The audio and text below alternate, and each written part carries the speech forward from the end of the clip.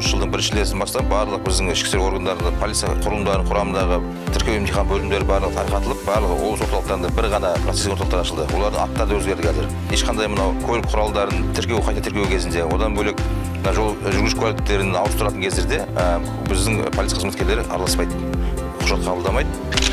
Барлық құжаттардың барлығы мынау арнайы халыққа қызмет көрсету орталықтарына қабылданып, бізге облыс процессинг орталығына тек қана электронды түрде құжаттар келеді.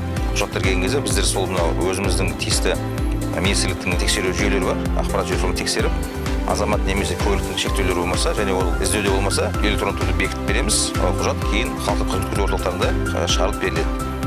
Егер де іздеуде болса, немесе басқа бір құзырлы органдармен, соттармен, прокуратурамен, ішкі істер органдарымен шектеу болуы мүмкін. Ондай кезде қызмет көрсетілмейді.